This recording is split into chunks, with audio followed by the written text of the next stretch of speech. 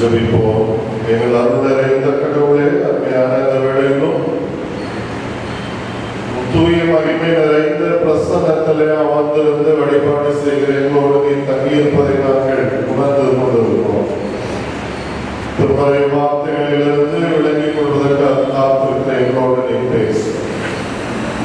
நீ வெளிப்படும் நாங்கள் செயல்படுவதற்கு இல்லை உறுதல் படுத்தி உற்சாகப்படுத்தியது உன் வார்த்தைகளினால் எங்களை உயிர்ப்பி ஆண்டவரே இயேசுவின் வழி வேண்டுகிறோம். எங்கள் அன்பு நிறைந்த கடவுளே, ஆமென். அன்புக்குரியவர்களே, உங்கள் அனைவரையும் ஆண்டவர் இயேசுவின் திருப்பெயராலே அன்போடு வாழ்த்துகிறேன். கடவுளுடைய நிறைவான அருளும் ஆசியும் உங்கள் குடும்பங்களில் எப்பொழுதும் தங்கியிருந்து உங்களை ஆசீர்வதித்து வழிநடத்தி பாதுகாப்பதாக. இன்றைக்கு நாம் சிதைக்கும்படியாக கொடுக்கப்பட்டிருக்கிற செங்கோல் மன உருக்கம், பரிவுள்ளம். மன உருக்கம் அன்பிலும் துன்பத்திலும் இணைந்திருக்கிறது. Compassion, loving and suffering together. இந்த மன உருக்கம் என்று சொல்கிற போது திருமறை முழுக்க கடவுளை பற்றி அதிகமாக நாம் அங்கே பார்க்க முடியும். கடவுளின் மன உருக்கத்தை குறித்து முழுமையாக புரிந்து கொள்ள இந்த ஓசியா இறைவாக்கினர் நூலை முழுமையாக நாம் பார்த்தால் அவர் எந்த அளவுக்கு அவருடைய கம்பேஷன், அந்த மன உருக்கம், பரிவு இருந்தது என்பதை நாம் பார்க்கிறோம். அதற்கு அடுத்தது ஆண்டவர் இயேசுவினுடைய வாழ்க்கை, அவருடைய போதனை, அவருடைய உறவாடல், மக்களோடு அவர் எப்படி உறவாடினார், யாரோடெல்லாம் அவர் தன்னை அடையாளப்படுத்திக் கொண்டு வாழ்ந்தார், யாருக்காக கடவுளின் அரசை அறிவித்தார், யாருக்காக கடவுளின் அன்பை பகிர்ந்து கொண்டார், யாருக்காக துன்பத்தை ஏற்றுக்கொண்டார் என்றெல்லாம் அவருடைய வாழ்விலிருந்து நாம் அதிகமாக அறிந்து கொள்ள முடியும். திருச்சபை பரிவுள்ளம் கொண்ட திருச்சபையாக இயங்குவதற்கு அழைக்கப்படும். அப்படி பரிவுள்ளம் கொண்ட மனவுருக்கம் நிறைந்த திருச்சபையாக இயங்குகிற போது கடவுள் நம்மோடு பயணிக்கிறார் என்பதுதான் திருமறை பகுதிகள் நமக்கு அதிகமாக சொல்லுகின்றன. இன்றைக்கு வாசித்த திருமறை பகுதிகள் அதை அதிகமாக வலியுறுத்துகின்றன. கம்பேஷன் என்கின்ற எபிரேய வார்த்தை ரொம்ப அழுத்தி உச்சரிக்கின்ற வார்த்தையாக இருந்தாலும் இதனுடைய பயன், இதனுடைய வெளிப்பாடு, இந்த இரக்கம் எங்கிருந்து வருகிறது? கருவலி என்று அதற்கு பொருள். தமிழில் எபிரேயத்தில் இரக்கம் என்கின்ற வார்த்தைக்கு நேரடியாக நாம் இரக்கம் என்று சொல்ல முடியாது. தமிழில் அதை நாம் சரியாக புரிந்து கொள்ள வேண்டுமானால் கருவலி என்று நாம் அதை புரிந்து கொள்ள வேண்டும் என்று திருமறை அறிஞர்கள் அதிகமாக சொல்கிறார்கள். இது எங்கிருந்து வருகிறதா? கர்ப்பப்பையிலிருந்து வருகிற இறக்கம். அது போன்ற ஒரு கரிவுள்ளத்தை கடவுள் கொண்டிருக்கிறார். யோனா அவருடைய அனுபவத்தை கண்டு கடவுள் அவரிடத்தில் பேசுகிற வார்த்தை, பரிதபிக்காமல் இருப்பேனோ என்று சொல்கிறார். அந்த பரிவுள்ளம் இது, இந்த பரிவுள்ளத்தை இவரத்தில் நான் இது போன்று புரிந்து கொண்டாலும் அவர் என்ன மாதிரியான செயலை செய்யும் என்றால், மக்களை பலமிழந்த வலுவிழந்த மக்களை மீட்டெடுத்து அவர்களை ஆற்றல் படுத்துகின்ற கருவல். கம்பேஷன் என்பது ஐயோ பாவம் அப்படின்னு சொல்லிட்டு போறது, அது இன்வால்மெண்டோட, ஈடுபாட்டோட அவருடைய யாரையெல்லாம் அந்த கம்பேஷனோட பார்த்தோமோ அதை சிம்பதியாக மாறிவிடாமல் அதை அவருடைய வாழ்க்கையில மீட்டெடுத்து அவர்கள் மகிழ்ச்சி கொள்வதற்காக செயல்படுவதுதான் இந்த இரக்கம் என்கின்ற வார்த்தை சொல்லப்படுகிறது என்று நாம் பார்க்கிறோம். தாய் தன் வயிற்றில் கருவில் உருவான அந்த கருவை எப்படி பாதுகாத்து வேறு காலத்திலே அதை பெற்றெடுப்பதில் கவனமாக இருந்து தன் வாழ்க்கை முழுவதுமாகவே அந்த குழந்தையை பெற்றெடுப்பதில் இருக்கிற அந்த கவனம், அதுதான் கடவுளுடைய அந்த கம்பேஷன். எப்படி தாய் பிறந்த குழந்தையை பாதுகாப்போடு வளர்த்திருக்கிறாரோ, அதுதான் கடவுளும் மக்களை அந்த அளவுக்கு பாதுகாப்போடு அவர் நடத்துகிறார் என்பதை புரிய வைக்கின்ற வார்த்தை தான் இந்த இன்றைய வார்த்தை. மனுக்குளம் துயருகிற போது, துன்புறுகிற போது அவர்களை அந்த துயரத்திலிருந்து மீட்டெடுப்பதற்கு கடவுள் படுகிற வலி, வேதனை தான் இந்த கம்பேஷன் என்று நாம் சொல்கிறோம். பழைய பாட்டை பொறுத்தமட்டிலும் இந்த கம்பேஷன் அப்படின்றது யோசேப்பு அவருடைய வாழ்க்கையில வெளிப்படுத்தினார் என்றார். தன் சகோதரர்களை கண்டவுடன் கோபத்தின் உச்சத்திலிருந்து அவர்களை படித்திருக்காமல் நேராக இந்த பரிவு, இந்த மன உருக்கம் அதிகரித்த சூழலில கண்ணீராக அவர் இதை வெளிப்படுத்தி தன் சகோதரர்களை மீட்டெடுக்கிறார். தந்தையை அந்த இடத்துல அவர் இந்த பரிவுள்ளதோடு பார்த்த மகனையும் அங்கே பார்க்கிறோம். அன்பு எபிரேய வார்த்தை அகாவா என்கிற வார்த்தை பயன்படுத்தப்படுகிறது. கிரேக்கத்தில் அகாபே என்ற வார்த்தை, கிரேக்கத்தில் 3 வார்த்தைகள் இருக்கின்றன. அகாபே, பிலியா, ஈரா என்று சொல்லி, இதுல அகாபேனா தெய்வீக அன்பை குறித்து சொல்லுது. தெய்வீக அன்புன்னா கடவுளோடு இணைந்த வாழ்வை மட்டும் குறிக்கிற அன்பு இல்ல, கடவுளின் பண்புகளை தன்னுடைய வாழ்விலே கொண்டிருந்து அதை பிறருக்கு பரிந்துரைக்கின்ற நபர்கள் இந்த அகாபே அன்பை வைத்திருக்கிறார்கள் என்றும் நாம் புரிந்து கொள்ள முடியும். இது அடிப்படையில பிறருக்கு கொடுப்பதுதானே தவிர பிறரிடத்தில் பெறுவது அல்ல. தெய்வீக அன்பு, உண்மை அன்பு, கடவுளின் அன்பு என்பதை இந்த மனுக்குளம் வெளிப்படுத்துகின்ற வாழ்க்கை முறையில பிறருக்காக பகிர்ந்தளிக்கின்ற குணநலனை தவிர பிறரிடத்திலிருந்து அதை நாம் பெற்றுக்கொள்வதற்காக என்பதல்ல. நாம் அதை பெறுவதை விட பிறருக்கு பகிர்ந்தளிப்பதுதான் இந்த அன்பு சொல்கிறது. இந்த அன்புதான் இருவரையும் ஒன்றாக இணைக்கின்ற, எந்த குலமாக இருந்தாலும், எந்த இனமாக இருந்தாலும், எந்த பிணரியமாக இருந்தாலும், எந்த பண்பாடாக இருந்தாலும் இருவரையும் ஒன்றாக இணைப்பது இந்த அன்புதான். அதைதான் நாம் கிறிஸ்டியன் லவ் என்று சொல்வோம். கிறிஸ்தவ அன்பு. கிறிஸ்து எல்லாரையும் நேசிக்கிறார், எல்லாரையும் நேசித்து கொடுக்கிறார், எல்லாரையும் அரவணைக்கிறார் என்று நாம் பார்க்கிறோம். ஜீசஸ் லவ்ஸ் யூ என்று சொல்கிறோம். இயேசு உன்னை நேசிக்கிறார் என்று சொல்கிறோம்.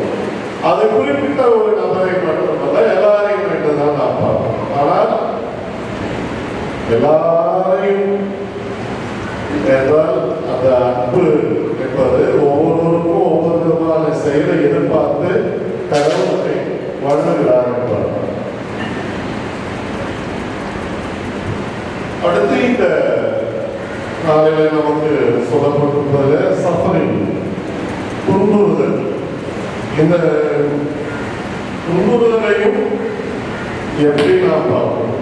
அன்பு துன்புறுதல் வழியாக இந்த மன உருக்கம் இணைந்திருக்கின்ற செயலை நாம் பார்க்கிறோம்.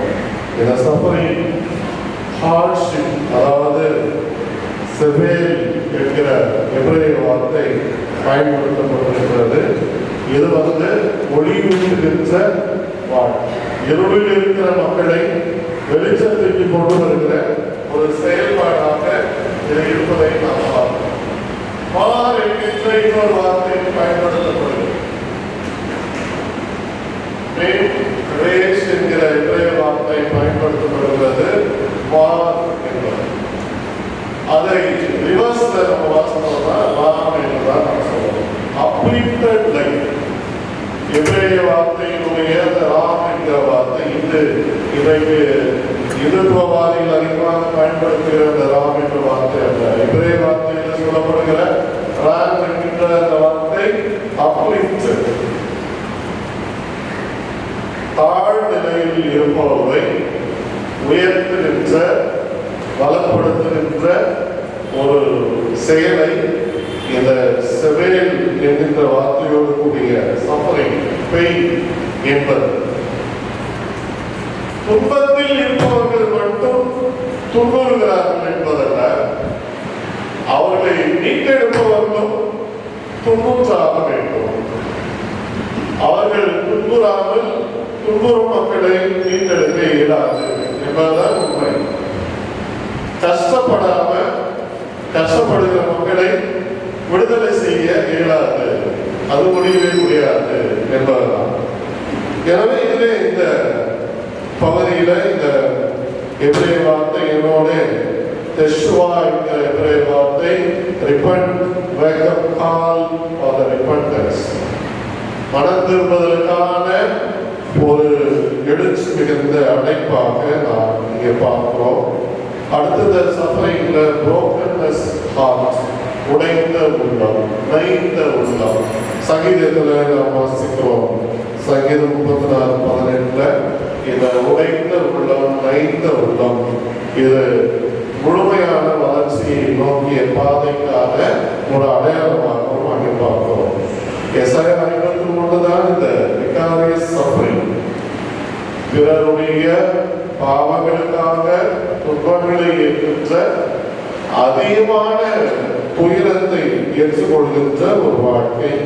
அது மெசியாவை குறித்த சிந்தனைகளை அங்கே நாம் புரிந்து கொள்ள முடியும். பிலிப்பியர் 3:10 வாசிக்கிறோம், ஃபெலோஷிப் இன் ஹிஸ் சஃபரிங்ஸ். ஆண்டவர் இயேசுவின் துயரங்களில நாம் ஒன்றிணைந்து அவருடைய மகிழ்ச்சியில இணைதல் என்பதெல்லாம் நம்ம சொல்ற மாதிரி வாதங்கள் உங்களுக்காக ஆயத்தம் பண்ணப்பட்டிருக்கிற ராஜ்யத்துல பங்கேற்று என்னோட மகிழ்ந்திருங்கள் அப்படின்றது கடைசி தான். அது வரைக்கும் சஃபரிங் தான் லைஃப். சஃபரிங்கை விட்டுட்டு நம்ம வாழறது அப்படின்றது அது இல்லை என்பதுதான். வாஸ்த இசாயா 42 அதிகாரம் முதல் 9 வசனங்களில நாம் பார்ப்போமானால் அங்கே பணியாளரை குறித்து அதிகமாக இந்த தீர்க்கன் வழியாக ஆண்டவர் சொல்லியிருக்கிறதை நாம் பார்ப்போம். இஸ்ரவேல் என் பணியாளர் 41:8 நாம் வாசிக்கலாம். 41:9 நீங்கள் என் பணியாளர்கள் என்ற ஒட்டுமொத்த இஸ்ரவேலரையும் குறித்து அவர் அங்கே சொல்கிறார். 42:1 இதோ என் பணியாளர், நான் ஆதரிப்போம்,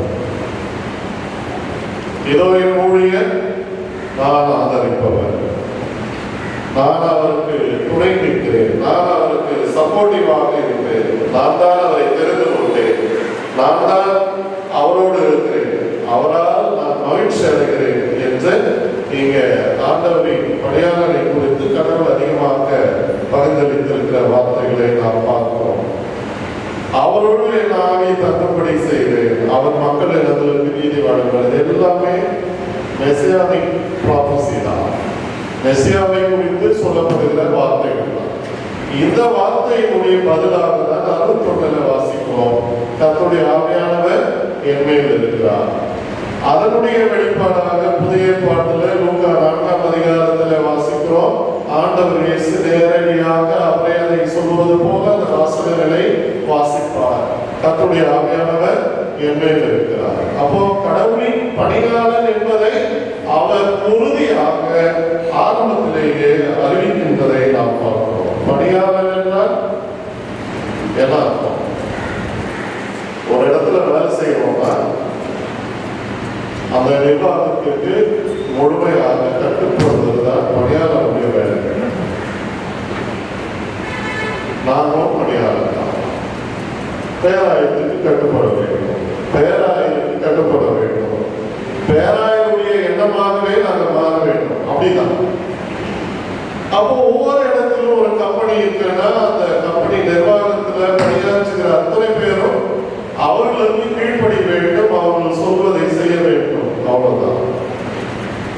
பதில் பேசுவதற்கான வழியெல்லாம் அங்கே கிடையாது. ஆண்டவர் இயேசு நமக்கு வைத்திருக்கிற முன்மாதிரி அல்ல, பணியாளன் முன்மாதிரி தான்.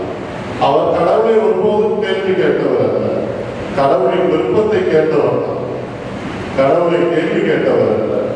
எனவே நாம் இந்த பணியாளன் என்று எசேக்கியேல் சொல்லுகிற இந்த உருவகத்துல முழுக்க முழுக்க மெசியாவை குறித்து சொல்லுகிறார். கிறிஸ்தவர்கள் அனைவருமே கடவுளின் பணியாளர்கள், கிறிஸ்தவர்கள் அனைவருமே கடவுளின் பணியாளர்கள். கடவுளின் பணியாளர்கள் கடவுளுக்கு கீழ்ப்படிய வேண்டியவர்கள், கடவுளின் விருப்பத்தை நிறைவேற்ற வேண்டியவர்கள், கடவுள் சொல்வதை செய்ய வேண்டியவர்கள் என்பார்கள். அவருடைய பணியை செய்வது மட்டுமல்ல, விருப்பத்தை வெளிப்படுத்த வேண்டும் என்பார்கள். இங்கே அவர் சொல்லுகிறார், இவரின் பணியாளர் ஊழியக்காரர் என்று கடவுள் நேரடியாக வெளிப்படுத்துகிறார். உண்மையான பணியின் மொத்த உருவமாக இங்கே கடவுள் வெளிப்படுத்துவது தனிப்பட்ட நபரை அல்ல, பணியாளரை தமக்காக வைத்துக் கொள்ள முடிவு செய்கின்ற கடவுளுடைய விருப்பத்தை பார்க்கும். ஆண்டவர் இயேசுவும் பணியாளராக அவர் சொல்வாரு. அந்த செய்தி பகுதியில் யோவான் 13ஆம் அதிகாரத்தில் இடையில அறை கட்டிக்கொண்டு அந்த இடைக்கட்சியை கட்டிக்கொண்டு சீடரின் கால்களை கழுவினார். கடைசியில் அவர் சொல்றாரு, இவங்க எல்லாருமே இவர் ஆண்டவர் என்பதை புரிந்து கொண்ட போது, ஆண்டவரும் பொதுவாக எல்லாரையும் உங்கள் கால்களை கழுவினதுக்காக நீங்களும் அப்படியே செய்யுங்கள் அப்படின்னால் பணிந்திருங்கள்.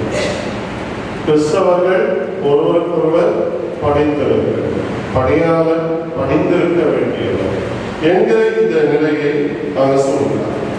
இந்த பணியாளரை குறித்துதான் அப்போஸ்தலர் 2ஆம் அதிகாரத்துல பிலிப்பு ஒரு பகுதியை வாசித்துக் கொண்டிருப்பார். எசாயா நூலில அப்பொழுது எத்தியோப்பியா மந்திரி வாசித்துக் கொண்டிருப்பார். பிலிப்புவை ஆண்டவர் அங்கே அனுப்புவார், ஓடு, அந்த தேரை தொடர்ந்து பிடித்துக் கொள். பிலிப்புடைய நிலைமை பாவம், சொன்ன உடனே ஓடல. அதுதான் பணியாளருடைய நிலை.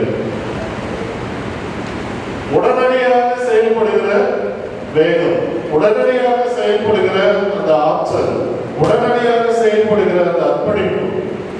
கடவுள நான் ஏதோ வேலை செஞ்சுட்டேன், நீ வந்து கூப்பிட்டு இங்க போ அங்க போடுற அந்த பேச்சே கிடையாது. இங்க போட்டா ஓடுற, போ ஓடு. தேர் போடு, தேர் வேகத்துக்கு நான் எப்படி ஓடுது? நானும் மிஷன் தான், நம்ம கேட்போம், நானும் மிஷன் தான். பிலிப்பு கேட்கவே வாய் தருங்க, ஓடுனா ஓடு. அதுதான் கடவுளின் பணியாளருடைய செயல்பாடு. இன்னைக்கு ஒரு வேலை சொல்ல முடியாது. சர்ச்சில் யாராவது ஒரு பிள்ளை கூப்பிட்டேப்பா இந்த இடம் அப்படியே பார்த்து சைலண்டாக வெளியே போயிடுவாங்க. கமிட்மெண்ட் அவ்வளோதான். சர்ச்சஸில் இருக்கிற பிள்ளைங்களுடைய வளர்ச்சி அவ்வளோதான். பேரண்ட்ஸும் அப்படிதான் இருக்கணும். ஏன் பிள்ளைங்களோட தான் வேலை செய்யணுமா? கோயிலில் எவ்வளோ நேரம் வேலை செஞ்சாலும் அவ்வளோ பலன் இருக்குது. அதுதான் நான் இங்கே நின்றுட்டு இருக்கிறேன். 24 மணி நேரமும் பொன்னேரி யாத்திரை ஆலயத்தில் இருந்து செய்த பணிக்குரிய விளைவு, அதை பற்றி கவலைப்படும். சோறு தண்ணி குறித்து கூட கவலைப்படும். யாரை பற்றி கவலைப்படும்? கடவுளே தெரிகிறது. கடவுள் என்ன குழந்தைங்க நிறுத்தியிருக்காரு. நம்ம பிள்ளைகளையும் நிச்சயமாக அவரவருக்கு இருக்கிற திறன்களிலே கடவுள் கொள்வதை நிறுத்துவார்.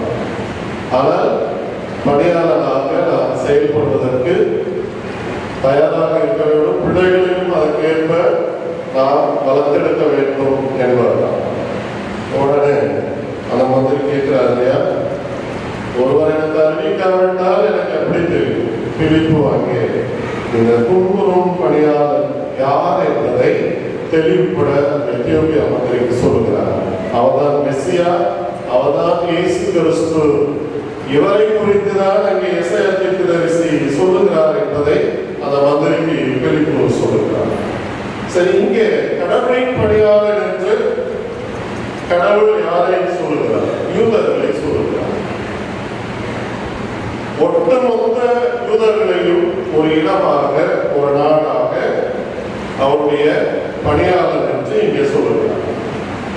ஏனென்றால் அவர்கள் கடவுளின் விருப்பத்தை செய்ய வேண்டும். இந்த உலகில் கடவுளை சார்ந்து வருகின்ற பணிகளை கடினமாக உழைப்பில் வெளிப்படுத்த வேண்டும் என்று அவர்கள்.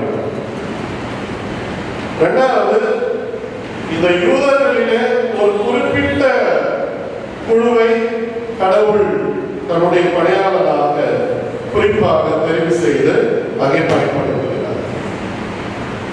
மூன்றாவதாக, இந்த பணியாளர் என்பது ஒரு தனி நபரை, யூதர்களுக்குள்ளிருந்து ஒரு தனி நபரை இவரின் பணியாளர், இவரை நான் ஆதரிக்கிறேன் என்று சொல்லுகிறார். அந்த ஒரு நபர், ஒரு மக்கள் கூட்டம், மக்கள் கூட்டத்திலே ஒரு குழு, அந்த குழுவிலே ஒரு நபர், இப்படிதான் ஆண்டவர் தேர்ந்தெடுத்து இஸ்ரேலிலிருந்து யூதரை இந்த மாபெரும் உலகத்திலே பணியாளராக்கி அவர் வழியாக இந்த உலகை மீட்டெடுக்கின்ற செயலை செய்து, இந்த இயேசுவின் வழியாக உலகம் என் பணியாளர், உலகத்தில் இருக்கிற மக்களின் பணியாளர், உலகத்தில் இருக்கிற ஒவ்வொருவரும் என்னுடைய விருப்பத்தை நிறைவேற்ற வேண்டும் என்று கடவுள் விரும்புவதை ஆண்டவர் இயேசு கிறிஸ்து அவர் வழியாக வெளிப்படுத்தினார். கடவுள் எப்பொழுதுமே நம்ம சொல்றோம்ல, பல நேரங்களில் நாம் திருச்சபைகளில் ஒரு சில பொறுப்புகளுக்கு ஒரு சிலரை தெரிவு செய்கிற போது, ஏன் நாங்கதான் இல்லையா, கடவுளை பழைய பாட்டில் அப்படி யாரும் கேட்டாங்களான்னு தெரியல. கடவுளுடைய அந்த தெரிந்து கொள்கிற முறையும் அப்படிதான், பயன்படுத்துகிற முறையும் அப்படிதான். ஒரு செயலை செய்ய வேண்டும் என்றால் அவர் ஒரு செயலை எல்லாருக்கும் வெளிப்படுத்த வேண்டும் என்றால் ஒரு நபரை அழைத்து அவரிடம் சொல்லி அவர் வழியாக எல்லாருக்கும் சொல்லுகிறார். அப்படிதான் நாம் புரிந்து கொள்ள வேண்டும். கடவுள் என்னை அழைத்திருக்கிறார், என்னோடு பேசியிருக்கிறார், என் மூலமாக இந்த உலகில ஆண்டவரின் விருப்பத்தை நிறைவேற்றுகின்ற பணியை செய்ய வேண்டும் என்று கடவுள் எதிர்பார்க்கிறார் என்று நாம் புரிந்து கொள்ள வேண்டும். அதுதான் இயேசுவின் வழியாக நாம் பெற்றிருக்கிற மிகப்பெரிய அழைப்பு. உலகமெங்கும் புறப்பட்டு போய் எல்லா மக்களையும் சீடராக. கடவுள் அங்கே இதோ என் பணியாளர் என்று மெசியாவை குறித்து வாக்களிக்கிறார். இங்க ஆண்டவர் இயேசு எல்லாரையும் அழைத்து அனுப்புகிறார், எல்லாரையும் சீடராக. நீங்கள் மட்டும் என் பணியாளர்கள் அல்ல, உங்களால் அழைப்பு பெறுகிற, உங்களால் அழைக்கப்பட்டு மந்தையில வருகிற அவர்களும் பணியாளர்கள் என்பதை ஆண்டவர் இயேசு கிறிஸ்து உறுதி செய்கிறதை நாம் பார்க்கிறோம். இதை இயேசு கிறிஸ்து தான் அப்போஸ்தலர் 1:8 சீடர்களை பார்த்து சொல்வார், உலகின் கடையெல்லை வரை நீங்கள் எனக்கு சாட்சிகளாக இருப்பீர்கள். விட்னஸிங் லைஃப், பணியாளனுடைய வாழ்க்கை செயல்பாடு இந்த உலகில் இயேசுவின் சாட்சிகளாக வாழ்வதுதான் என்று புதிய ஏற்பாட்டில் பார்க்கிறோம். ஆபிரகாம் அழைக்கிறார், அவர்கிட்ட தான் சொல்றார், உன்னை பெரிய இடமாக்குவேன், உன் வழியாக மக்கள் இனங்கள் ஆசீர்வதிக்கப்படும் என்று. ஆனால் கடவுள் அவர் எதிர்பார்த்த அந்த பணியை இந்த மக்களிடம் செய்யவில்லை என்பதுதான் அவருக்கு பெரிய வருத்தம். அவர் எதிர்பார்த்தது அது மிகப்பெரிய மிஷனரியாக இஸ்ரேலர்கள் எல்லாருமே இந்த கடவுளின் பணியை செய்கிறவர்களாக மாற வேண்டும் என்று எதிர்பார்த்தார். அது நடைபெறவில்லை. ஒரு சிலர் பணியாற்றினார்கள். இயேசுவின் வருகைக்கு பிறகு திருத்தூதர்கள், அப்போஸ்தலர்கள், இன்றைக்கு கிறிஸ்தவர்கள் என்று பறந்து விரிந்து ஒட்டுமொத்த நாடே கடவுளின் பணியை ஏற்றிருக்கிற ஒரு மாபெரும் செயலை இயேசுவின் வழியாக இன்றைக்கு நாம் செய்து கொண்டிருக்கிறோம். நாம் எல்லாருமே பணியாளர்கள். துன்புறுகிற போது, பிறருடைய வாழ்க்கையில துன்புறுகிற மக்களோடு இணைந்து அவர்களை மீட்டெடுப்பதற்காக நாம் துன்புறுகிற போது அங்கதான் சொல்றாரு, நான் ஆதரிக்கிற, நான் தெரிந்து கொண்ட என் பணியாளர் மூலமாக நான் மகிழ்ச்சி அடைகிறேன். ஏனென்றால் நான் செய்ய நினைக்கின்ற வேலையை என் பணியாளர் செய்கிறார்.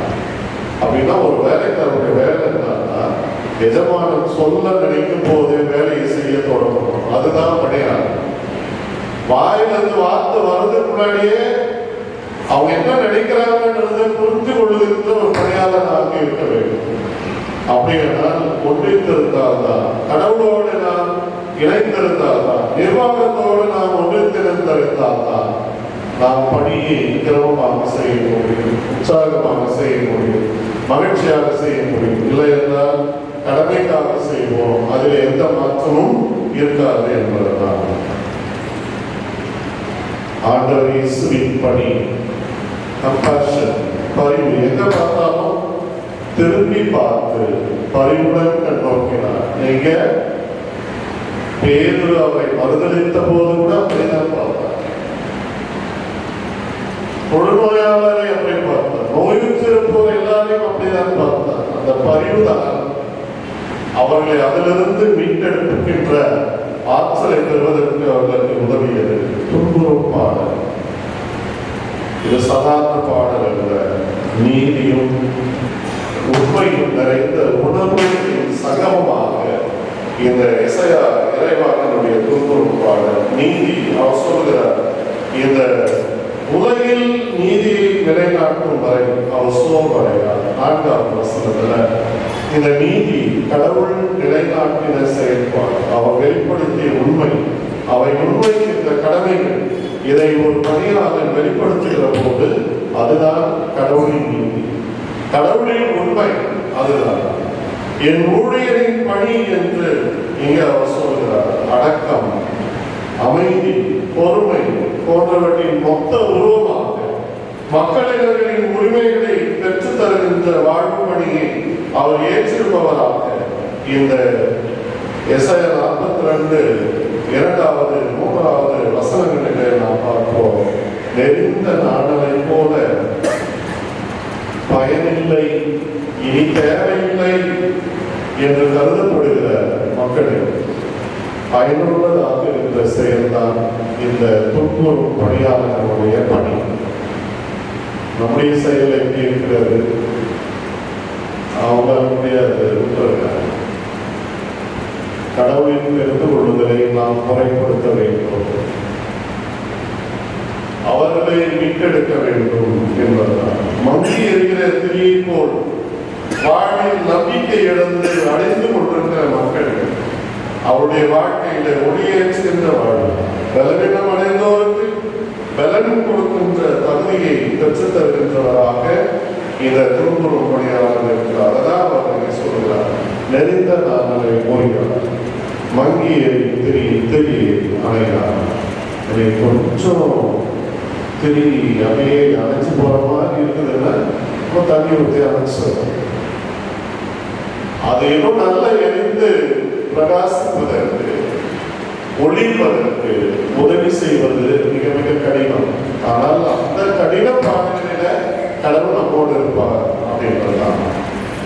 அவர் தன் குறிக்கோள்களை நிறைவேற்றும் வரை அந்த திரி அணைந்து போகவோ தீர்ந்து போகவோ அவர் விடமாட்டார் என்பதுதான். பணியை முடிக்கும் வரை உண்மை கடவுளை இந்த உலகம் அறிந்து கொள்ளும் வரை இந்த பணியாளர் ஓயாமல் உழைப்பார் என்பதுதான்.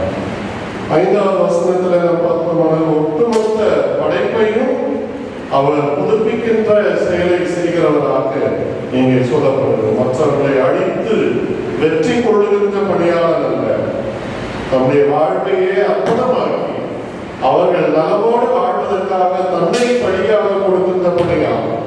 இதை முழுக்க முழுக்க ஆண்டவர் இயேசுவை குறித்து பகிர்ந்தளிக்கின்ற வார்த்தைகளாக இங்கே நாம் பார்த்தோம்.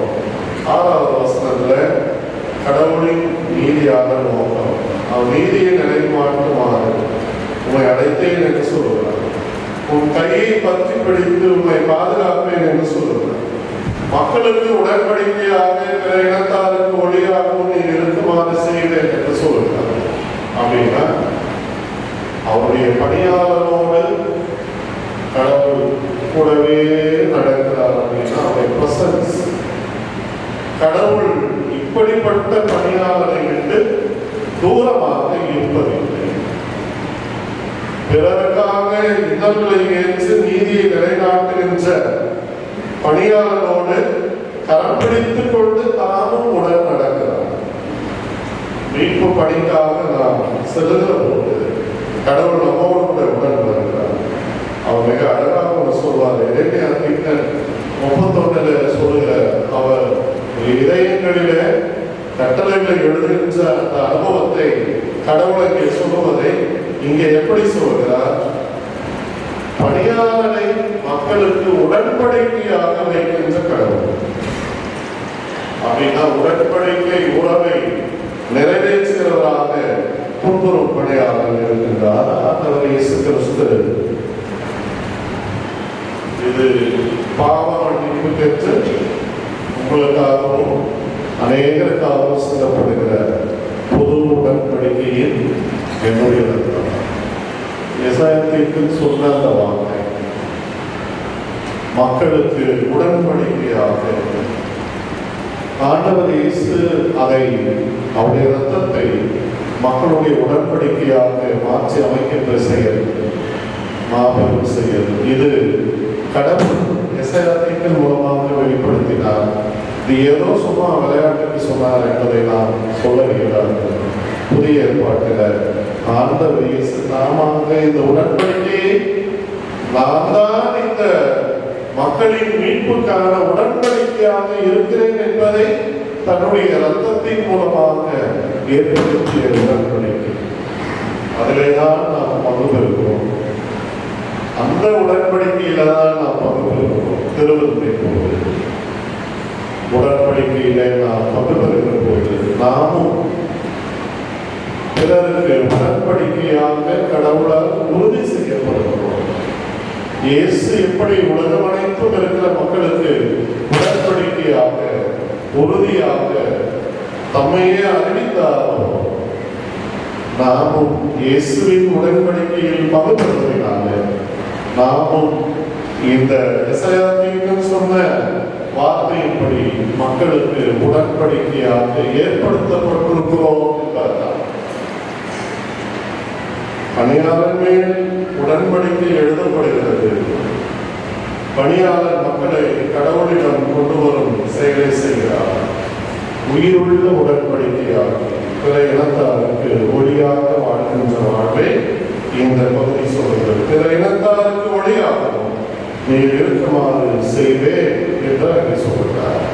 ஆண்டவர் இயேசு சொல்கிறார், நான் உலகில் இருக்கும் வரை உலகுக்கு ஒளியாக இருக்கிறேன்.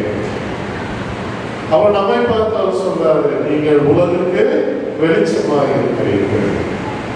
இயேசு கிறிஸ்து தன்னை மட்டுமே இந்த இறைவாக்கின் அடையாளமாக நிறுத்திக் கொள்ளாமல் அவரை பின்பற்றுகிற அனைவருமே அவரை போலவே ஒளியாக ஏற்படுத்துகிறார் என்பதுதான் மிகப்பெரிய ஆச்சரியம். இந்த செயலை தான் இந்த 6வது வசனம் நமக்கு சொல்லுகிறது.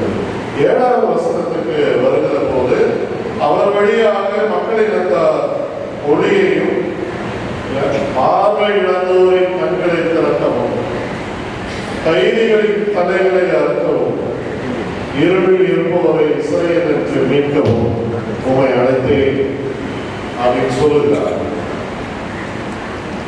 லூக்கா 4ஆம் அதிகாரம் 18 நம்ம வீட்டில் போய் திரும்ப வாசித்தோம்னா அவர் இயேசுவின் வழியாக மக்கள் இனத்தார் எல்லாரும் ஒளியையும் உள்ளொளியையும் மீட்பையும் கண்டடைகிறார்.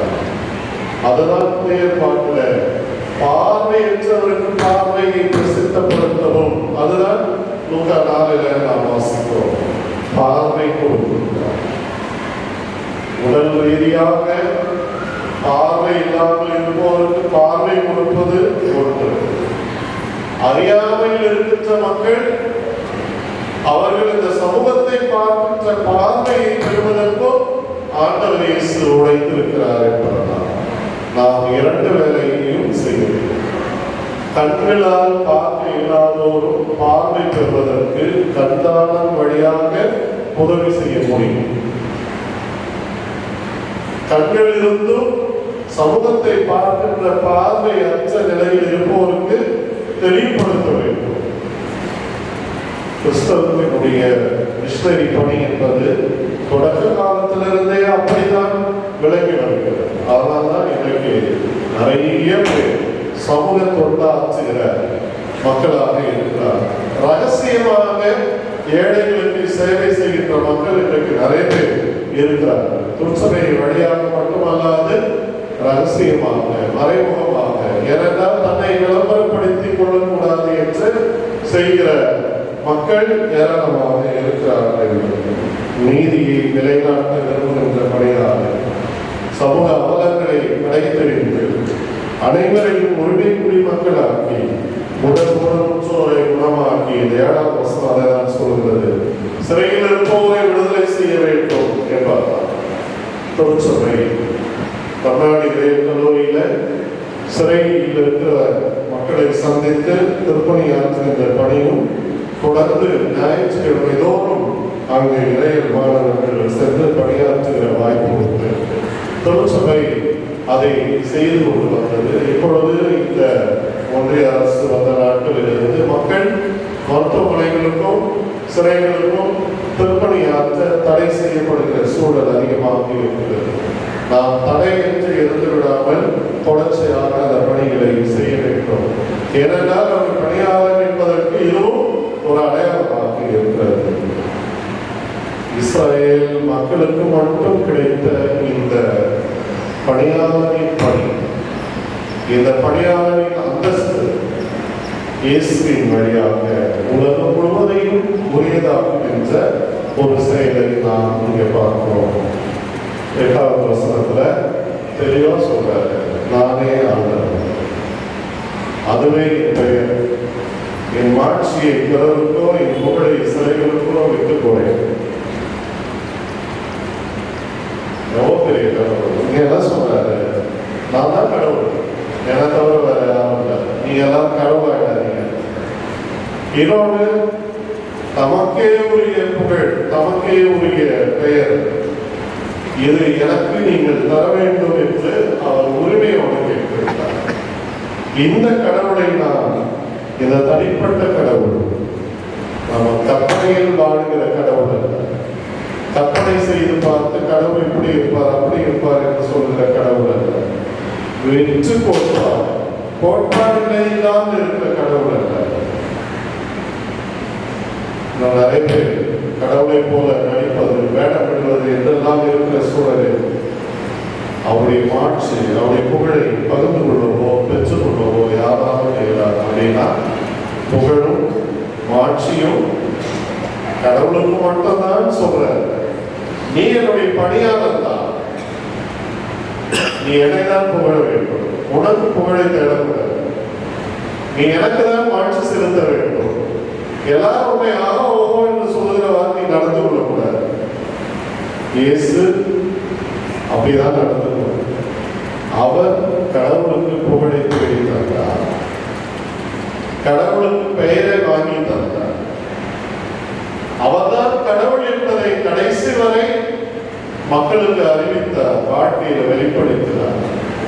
எதற்கெடுத்தாலும் கடவுளுடைய விருப்பம், கடவுளுடைய சித்தம், எதற்கெடுத்தாலும் பிதாவின் சித்தம்.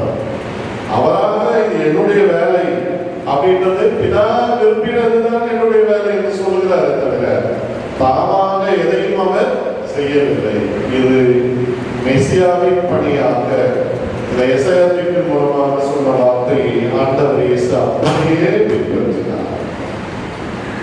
பணியாளனாக இருக்கிறார், புகழை விரும்பாமல், மாட்சியை விரும்பாமல், கடவுள் ஒருவருக்கே அதை செலுத்துகின்ற துணிகையும் ஆற்றலை உடையவர்களாக வாழ கடவுள் நம்மை எடுக்கிறார். கடைசியாக இந்த 9வது வசனத்துல இதுவரை அறிவித்தவை நிகழ்ந்து விட்டன. அவரே சொல்றார், இதுவரைக்கும் நான் உங்களுக்கு என்னெல்லாம் சொல்லணும் எல்லாம் நிறைவேறியது. இப்ப நான் புதுசா ஒண்ணு உங்களுக்கு நான் சொல்ல போறேன், அவை தோன்றும் முன்னே உங்களுக்கு தெரியப்படுத்துகிறேன் அப்படின்னு ஆண்டவர் இயேசு சொல்லுகிறார். இன்றைக்கு இந்த வேத வாக்கியம் நிறைவேறுகிறது சொன்னாரா? 4 அந்த எசேக்கியேல் தரிசன நூலை வாசித்துவிட்டு இதைதான் அப்படியே சொல்றாரு. இன்று இந்த வார்த்தை நிறைவேறியது அப்படின்னு சொல்றாரு. அதற்கடுத்து இதோ புதிய வானம் புதிய பூமி என்பது திருவெளிப்பாட்டில் நாம் வாசிக்கிறோம். எனவே இந்த பகுதியை பொறுத்த மட்டும் நான் அறிவித்தவை நிறைவேறின, புதியவை தோன்றும் அவை உங்களுக்கு தெரியப்படுத்துவேன் அப்படின்னா பாபிலோனிய சிறையிருப்பில் இருக்கிற மக்கள் நிச்சயம் விடுதலை செய்யப்படுவார்கள் என்பதை உறுதியாக இங்கே சொல்லுகிறார். உலகெங்கும் இருக்கிற மக்கள் விடுதலை செய்யப்படுவதையும் ஆண்டவர் இயேசு உறுதி செய்தார். இந்த துன்புறும் பணியாக இந்த துன்புறும் பணியை நிறைவேற்றின ஆண்டவர் இயேசு அன்பு நிறைந்தவராக துன்பங்களை ஏற்றவராக வாழ்ந்தார். அவரோடு கடவுள் தன்னுடைய பரிமுகத்தை தொடர்ந்து இருக்க செய்து அவர் வழியாக கடவுள் மாற்றி பெற்றார். கடவுள் இந்த வார்த்தைகளோடு